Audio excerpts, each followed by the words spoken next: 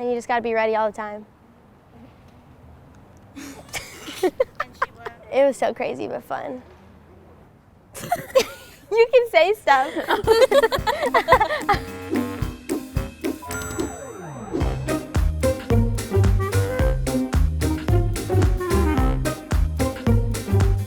What's up, Bruin fans? Welcome back to this week's episode of Bruin Banter with our special guest, Katelyn. Hi.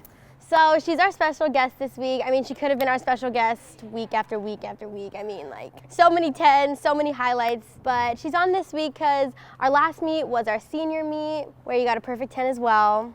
How were the emotions on senior day?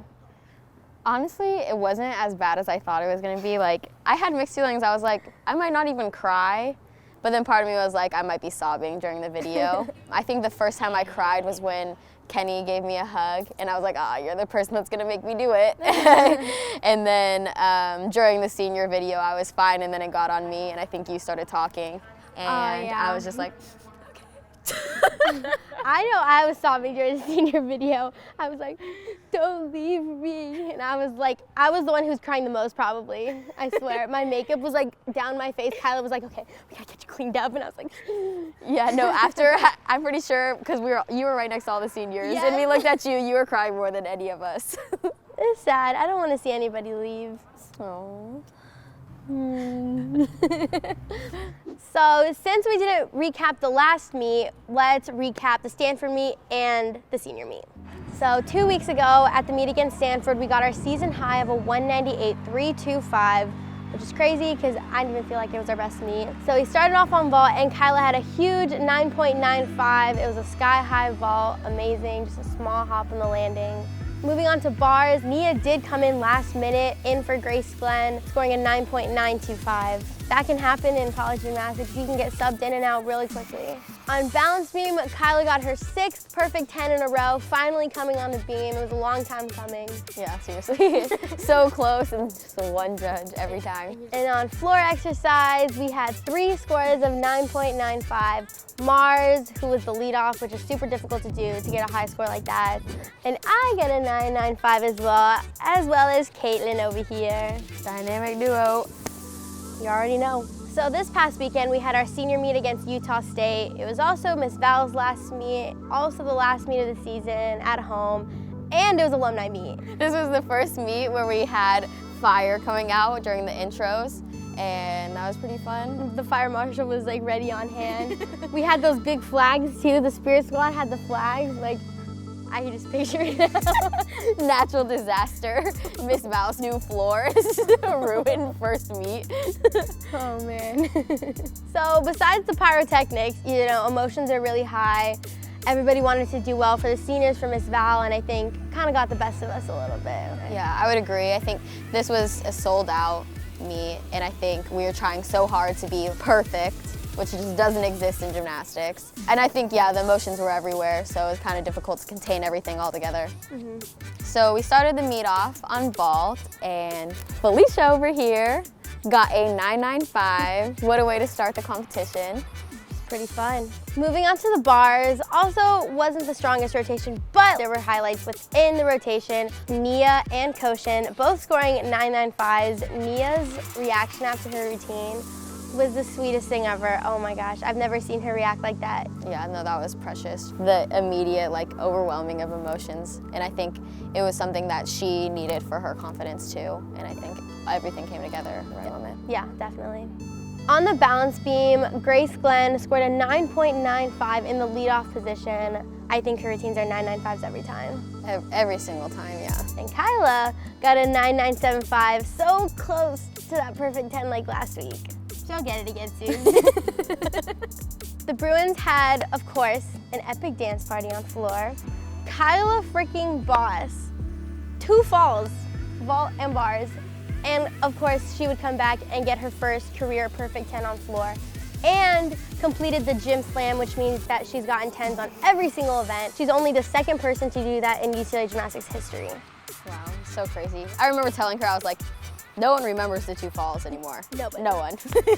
Because she got that perfect 10 on floor. She's kind of a boss. I don't really know what to say else about her. I think it was cool to see how strong she is mentally to come back from that, because I know she beats herself up so much. But also, it makes her more personable as a person. Like me and Deanna were just talking about how when someone that's so spot on every single time and makes a mistake, it just makes them more relatable and people enjoy it more. No, definitely. And I think they saw the human side of Kyla. Like, she had to take a final the next day. I know that was really heavy on her mind, and just to see her just bounce back and get that 10 was really awesome. And Katelyn over here got a perfect 10 on her senior night. How indescribable of a feeling was that? Really indescribable, no words. No, it was really amazing to like, it doesn't really hit you until you're about to go and you're like, oh wow, like this is the last time I'm gonna have this much support behind me, because we're in the home crowd and, you know, a sold out show on the last time ever. It was so amazing to be able to have my teammates right there, and literally during my Flora Teen, I was like, how am I gonna end this? What am I gonna do? Because for Pang's meet, we all did the peace signs and whatnot, so I was trying to come up with something, and I was just like, I'm just gonna point to all of them, because you guys have meant so much. Aw, that's cute. I know, I was wondering, I was like, she's gonna do something different. I was like, what is she gonna do? But that's crazy, you thought of it in the middle of your Flora Teen, not even before. Like, when we did the peace sign thing for Pang, like, we all were like, okay, like, we're gonna do like peace at the end of our routine or during the routine or whatever. No, not Katelyn. In the middle. So we had some pretty famous guests at our meet this past weekend, one of them being Kenny Ortega, the mastermind behind High School Musical, Dirty Dancing, and This Is It. We also had Ken Jeong at our meet, who is in The Hangover and Crazy Rich Asians.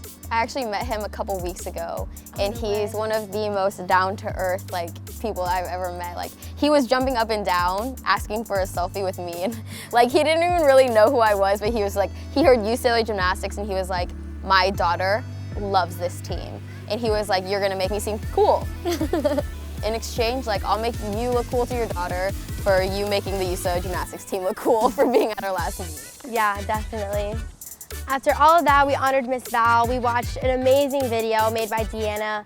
And after that, all the alumni came on the floor, did a dance, a flash mob actually, including the coaches, Utah State, our gymnastics team. The alumni band. And the dead.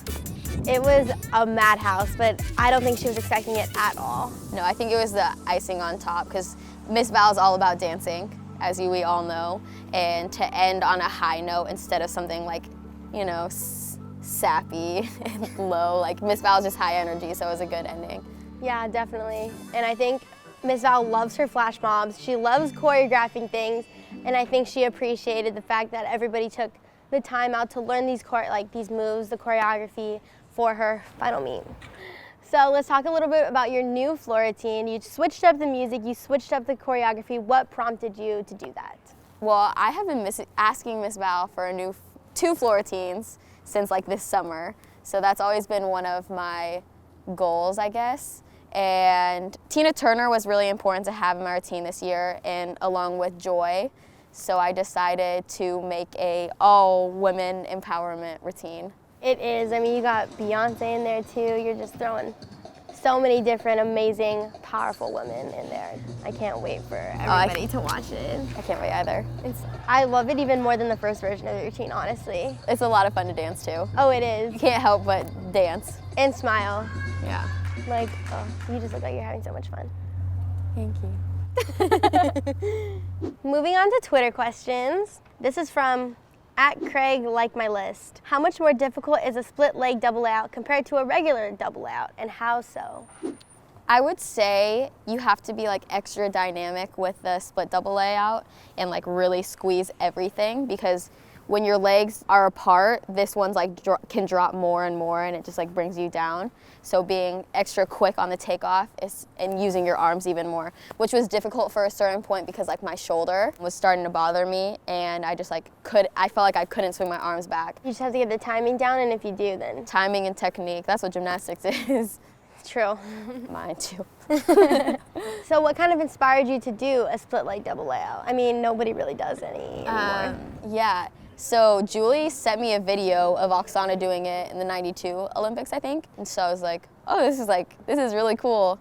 I don't know, one day I was like, let me get in the gym and just try it. I think it was during summer, right? Yeah. I was here and I was like, what is this crazy girl doing? I was like, she's trying to kill herself. I'm like, what is she thinking? But killing it. Thank you, yeah. No, it was a lot of fun to learn something different. Gave me something to focus on in the gym. So the second question is from @GymFan22, and they ask, Katelyn, how has leaning into art, poetry, and activism allow you to grow as a gymnast these past few seasons? I think being able to have things outside of gymnastics has alleviated the pressure of being just a gymnast, and therefore I don't have to be defined as that and being defined as like a perfect gymnast and having to live up to all these expectations. Like, I'm just Katelyn Ohashi that does gymnastics and gets to enjoy like my passions and discover all these things here. So that's what I've really been working on. I think that's really awesome that you've kind of discovered what you're passionate about outside the gym before you graduate, so you kind of know what you want to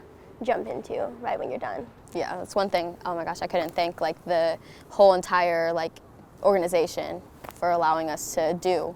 UCLA is really good about integrating their student athletes into the real world during and after graduation. Yeah. And the last question comes from Julie C. Gomez, and she asks, what are the biggest lessons you'll take away from your time at UCLA? Always love watching you perform. Ms. Val told me before I actually got here that leaders come to UCLA, and I would think that's one of the biggest takeaways I've gotten is learning and kind of implementing all the tools we have to be a leader.